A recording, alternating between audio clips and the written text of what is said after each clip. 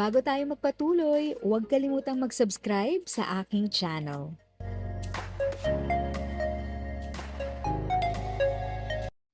Thank you sa pag-click ng aking video. Good day po sa lahat ng ating SSS pensioners. Sa mga bagong viewers at napadaan lang, by the way, I'm Tita Eda. Welcome to my channel. Ang channel na maghatid sa iyo ng dagdag kaalaman tungkol sa government services, bagong mga balita at informative videos na galing sa legit na resources. Mag-subscribe na para updated ka. Maynila, pinuna ng Commission on Audit COA ang pagbibigay ng cash incentives ng Social Security System, SSS, sa mahigit 6,000 opisyal at empleyado nito na umabot umano sa tig 50,000 bawat isa, o may kabuang halagang humigit kumulang 333 million. Batay sa ulat ng COA, ang naturang insentibo ay ipinamahagi sa ilalim ng tinatawag na Prestige Awards program ng ahensya. Ayon sa COA, may mga isyu sa legalidad at wastong batayan ng naturang pagbibigay, lalo na kung ito ay naaayon sa umiiral na mga patakaran ng gobyerno, hinggil sa kompensasyon at insentibo ng mga kawani ng Estado.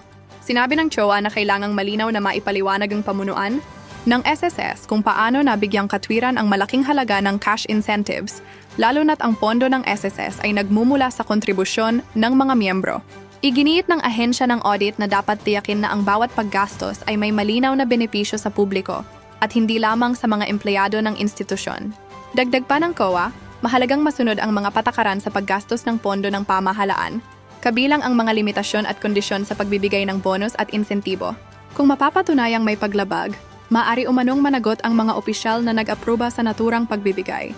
Sa panig ng SSS, inaasahang maghahain ito ng paliwanag at dokumentasyon bilang tugon sa obserbasyon ng COA. Layunin umano ng Prestige Awards na kilalanin ang mga empleyadong nagpakita ng mahusay na performance at serbisyo.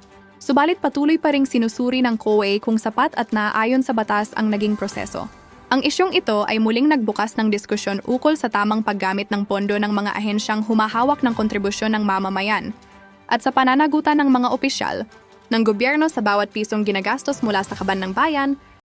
If sa tingin mo, natulungan ka ng video ko na ito, nakasave ka sa oras mo, you can click yung thanks button at any amount ay malaking help sa pag-grow ng channel ko. Yun lang po muna ang aking update. Sana ay nakatulong na dagdag kaalaman ang aking shinare today.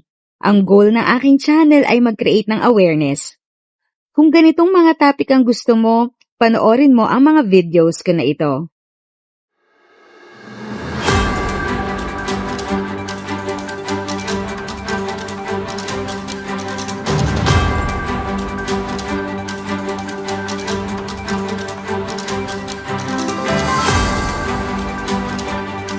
Thanks for watching! Kung may kapamilya, kaibigan o kakilala sa tingin mo ay magiging interesado sa video, please share or tag sila sa comment section. At syempre, if nagustuhan mo ang video, i-like mo na ito at subscribe ka na din. As always, feel free to write your questions, comments, and opinions respectfully. And continue to be a blessing and stay safe!